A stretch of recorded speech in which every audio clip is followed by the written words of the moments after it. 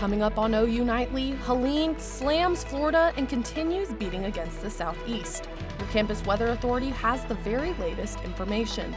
Plus, how Oklahomans are helping those hit hardest by the storm. And the Sooners are bound for Auburn. We break down the first SEC away game in Big Friday sports. This is OU Nightly.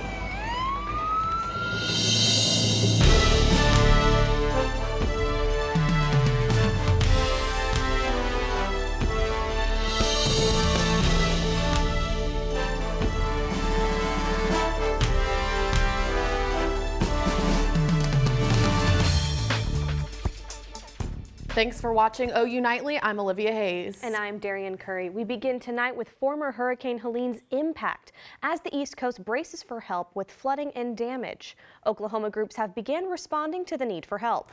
OU Nightly's Kennedy Patterson joins us live to tell us how some Oklahomans are lending a helping hand. That's right. I'm here outside of OG&E where members of the OKC branch were actually sent to the East Coast. Now, this morning they were on their way to help companies restore power to families affected by the hurricane yesterday. But here at OG&E, that's what we're about really, is helping people, lending a hand. 99 crew members loaded their trucks yesterday morning, heading to Georgia to face the damages of scenes like these.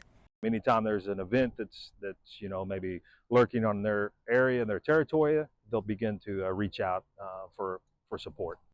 But even with help from other states, Florida resident Anita Smith says getting back to normal takes some time. Sometimes that's years. People who lose almost everything and trying to get back on their feet. And though in the midst of a disaster, the outpour of support is what stands out to those affected. It's a beautiful, beautiful thing to witness. We witnessed in prior storms, linemen and power companies from all over the United States coming and being here to help get the power back on so quickly. Develops.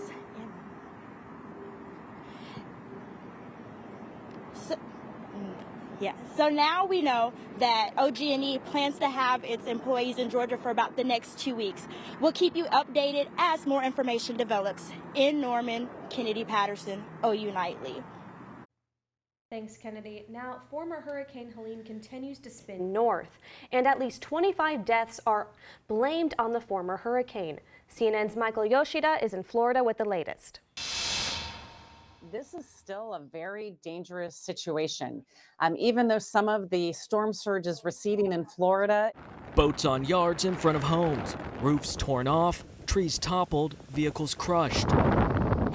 Many Floridians are assessing Helene's punishing overnight blow while the threat moved north. There's still so much that's happening across many states. Potentially historic and devastating flood levels are washing across large parts of the Southeast. We're also trying to get the multiple structures right now that we know have individuals inside that we're unable to communicate with. Georgia's governor confirming Friday afternoon that multiple people remain trapped in buildings. Water rescues in that state and others have essentially been nonstop since Helene's landfall.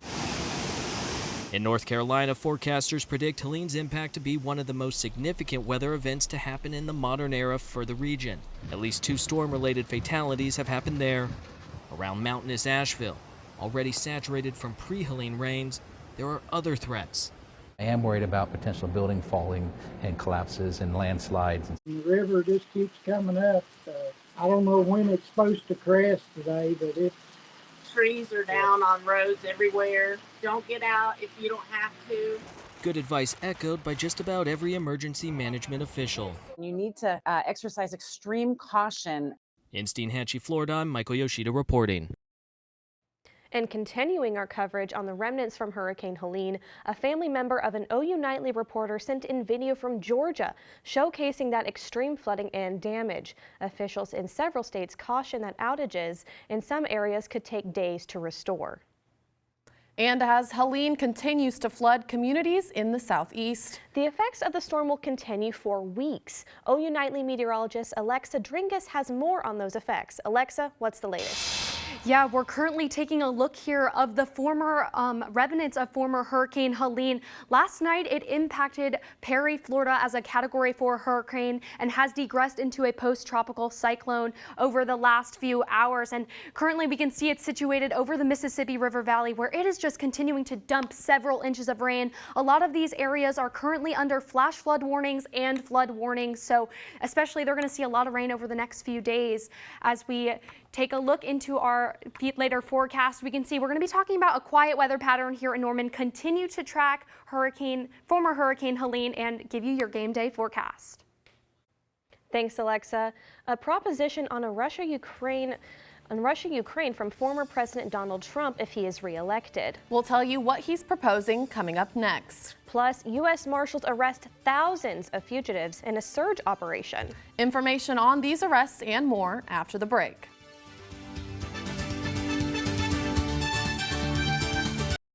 An Israeli official says today's strike on the Lebanese capital Beirut was a targeted attack on a Hezbollah leader.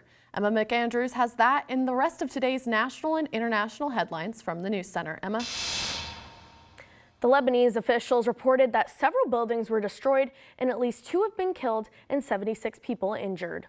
President Biden says the U.S. has no knowledge of or participation in the attacks in Beirut and is waiting for more information before commenting on today's airstrikes. And today, former President Donald Trump says if elected, he's ready to work out a Russian-Ukraine peace deal. Trump met with Ukrainian President Zelensky to give him the chance to make a personal pitch for U.S. security assistance for Ukraine.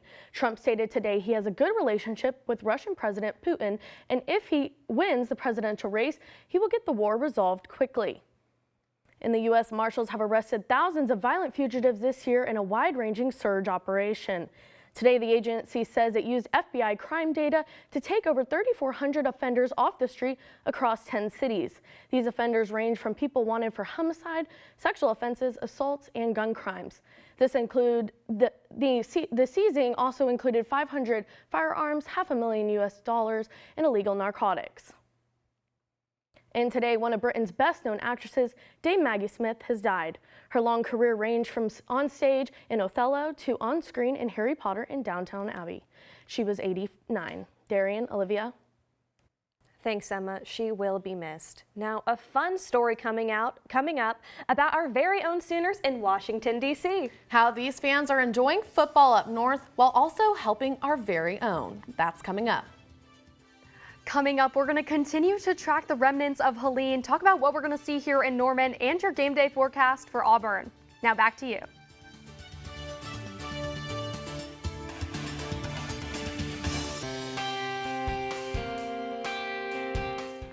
Currently here in Norman, we're sitting at about 83 degrees, so really nice and beautiful outside, not a cloud in the sky, and humidity is very low, but those light winds are really helping us stay a little bit cool here. And taking a look at the Oklahoma City Metro, we can see those temperatures are pretty similar, 85 in El Reno, 84 in Oklahoma City, and 83 out here in Shawnee. But taking a look at the big picture we see here, we can see our air mass forecast, Elk City, Norman, these winds are sorry about that, everyone, technical difficulties. We're tracking the remnants of what is formerly known as Hurricane Helene. It is now a post-tropical cyclone here.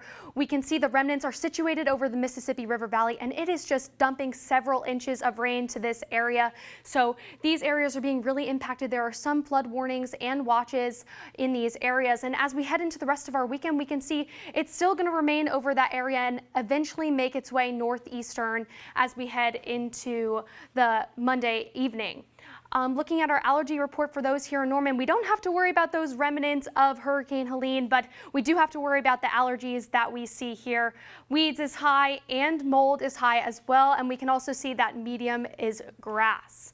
and that's really going to impact us all. But tonight we're going to take a look at those low temperatures, 60 degrees here in Norman, 61 in Oklahoma City. So those temperatures are going to be relatively cool, not as cool as what we saw during the beginning of the week, but relatively cool enough. But taking a look at your game day forecast for Auburn, for those of you traveling, here's what to expect. You're going to see some beautiful conditions tomorrow. Tailgate, going to be sitting around 74 degrees with some cloudy conditions. As we head into kickoff, we're going to see temperatures in the upper 70s, and they're just going to go up by a little bit, 1 or 2 degrees, so nearing the 80s around halftime. But other than that, it's just going to be beautiful tomorrow. So hope you all enjoy the game day. As we take a look at our 7-day forecast for here in Norman, we're going to see that those temperatures are going to gradually decrease around Tuesday and Wednesday, but they'll increase back as we head into Thursday and Friday. So enjoy that beautiful weather and those winds, and you're going to have some nice sunny conditions. Now, Saturday means football in Norman, but you can hear the roaring sound of Sooners coming together to cheer on their team all the way in Washington, D.C. The OU Alumni Capital Club puts on Saturday watch parties for alumni and undergrads to come and watch the games together. President Rainey Sewell tells OU Nightly the club has been around for quite some time. All fun and football aside, the club also gives back to students by giving out scholarships to interns from Oklahoma who are coming to D.C. for the summer. And it's OU football's first SEC away game, and all eyes are on Auburn this Saturday. Our OU Nightly sports team is live in Auburn for the big day. Britton, Aiden? That's right. We are live outside of Jordan-Hare Stadium in Auburn, and we're going to break down everything you need to know before the OU game on Saturday. Next in Big Friday Sports.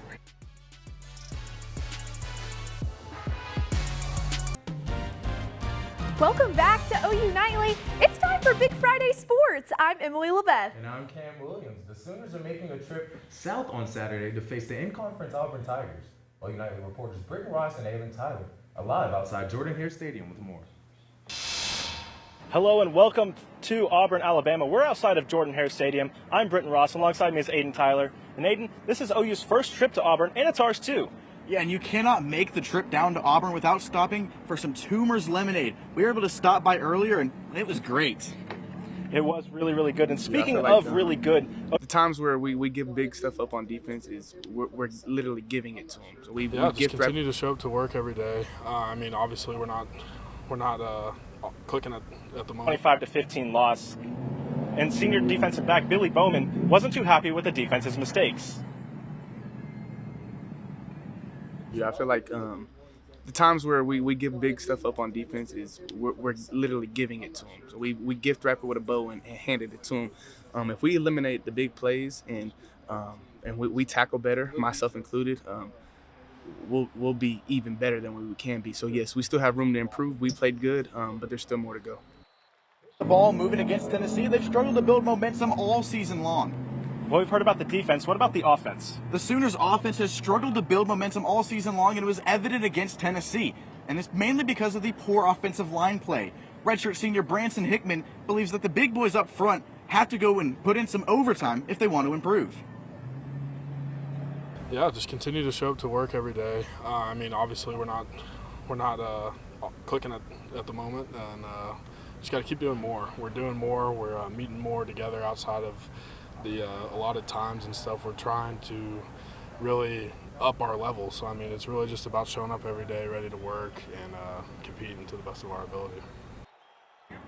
And on the way into Auburn, we experienced some spooky weather with that hurricane. And well, Jordan-Hare Stadium right behind us is rumored to be haunted. So it might not matter which quarterback starts for the Sooners on Saturday. And while at SEC Media Days, I was able to get the story. Take a look. The 13th floor of SEC Media Days may not be haunted, but there may be somewhere else in the SEC that is.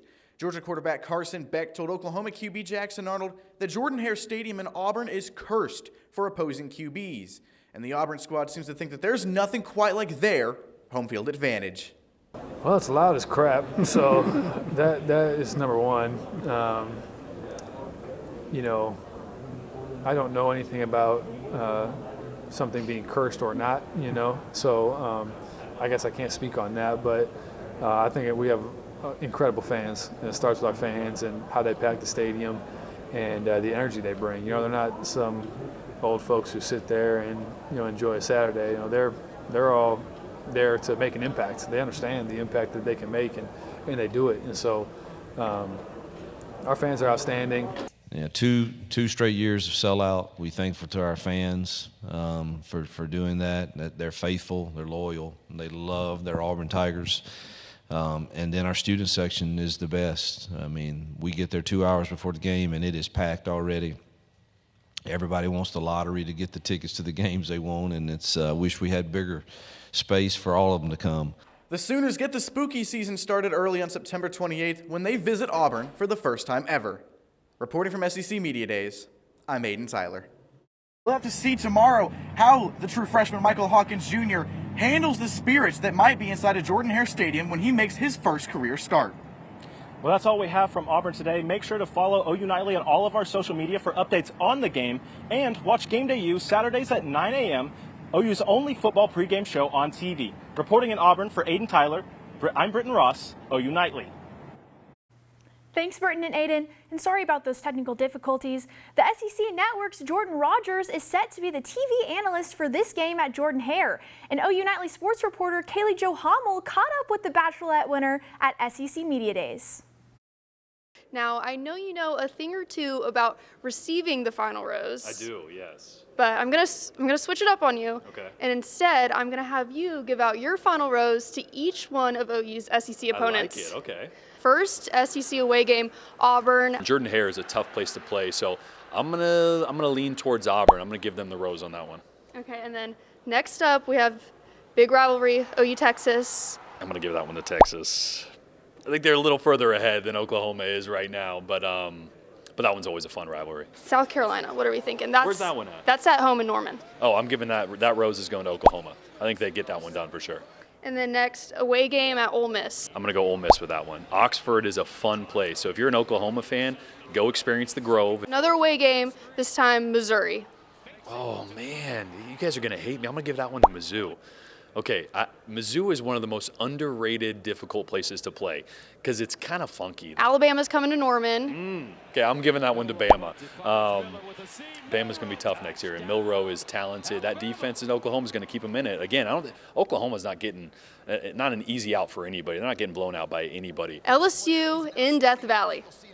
Man, I should have looked at the schedule before I did this. Death Valley's a nightmare. Death Valley's really tough, and I think LSU, best offensive line in the entire country. They lose Jaden Daniels, but I think they're going to be steadily improving as the season goes on. Well, thank you so much. That's all we have from SEC Media Days. We'll keep you updated on our social media. Reporting for OU Nightly, I'm Kaylee Jo Hummel. There was a high school football showdown in the 405 last night, and OU Nightly sports reporter Andrew West has more on the local matchup.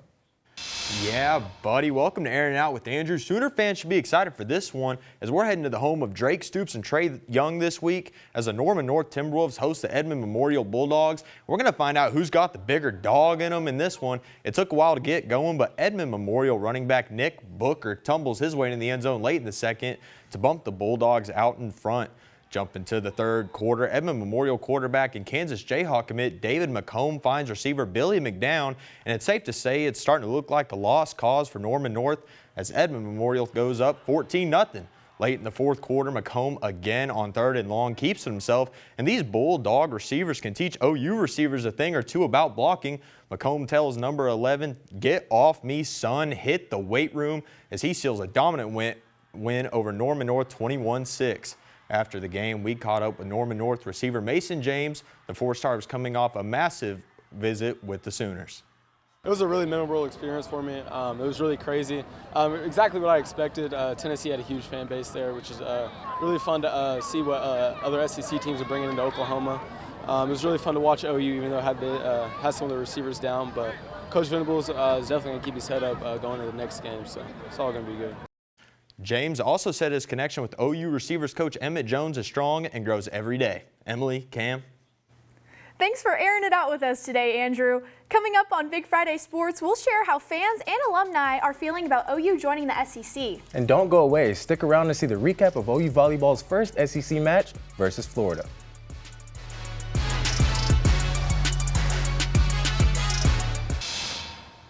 If If you're heading down to Auburn for game day tomorrow, you're going to see some really nice weather and some nice conditions. Just around tailgating time, temperatures are going to be sitting in the low 70s with cloudy conditions. And as you head into kickoff, those temperatures are going to increase just a little bit to 77 degrees, halftime 78. So we're going to stay under the 80s for tomorrow, and you're going to really enjoy these conditions. Still be sure to stay hydrated and have a lot of fun. Thanks, Alexa. OU officially joined the SEC on July 1st, a full day of celebration. Fans, coaches, and OU alumni came together to share their opinion on the conference move, and I got the story. Take a look. Kings of the conference. Sitting at the head of the throne of the Big 12 is none other than OU football. The Sooners claim 14 championships for the conference, which is not only the most, but 10 more than the team in second, Texas. I spoke to two analysts on how OU will stack up against the other teams in the SEC conference. I think what excites them the most is honestly getting OU and Texas together, bringing that rivalry. I feel like the SEC understand, most of the fan bases in the SEC understand the brand, understand the history, understand most of the traditions. The fact that for the last 25 years this program has won way more games than it's lost and more championships than it hasn't on a conference level, they get that. A former Sooner player isn't as optimistic the conference is ready for the addition of OU. I do kind of wonder if they know exactly what they're getting. I think that it seems sometimes like Texas is the prize and Oklahoma is just kind of somewhat of a throw-in. I don't know if they fully appreciate or understand the tradition of this place. But he is confident OU can improve among the top teams in the country. They're heading to a place that you're going to see more and more competitive high-level football. I think there's a hope that, you know, as you level up into this conference, it's going to help Oklahoma football. OU is swimming with sharks now. As of today, 5 of their 7 remaining SEC opponents are ranked in the top 15. Reporting for OU Nightly, I'm Emily LaBeth. If you like SEC football, get ready for a fun weekend. Number 2 ranked Georgia travels to Tuscaloosa to take on 4th ranked Alabama. Arkansas and Texas A&M meet in the annual Southwest Classic at AT&T Stadium. And number 1 ranked Texas hosts Mississippi State in a showdown in Austin. Thanks for watching Big Friday Sports. I'm Emily LaBeth. And I'm Cam Williams. Have a fun and safe weekend.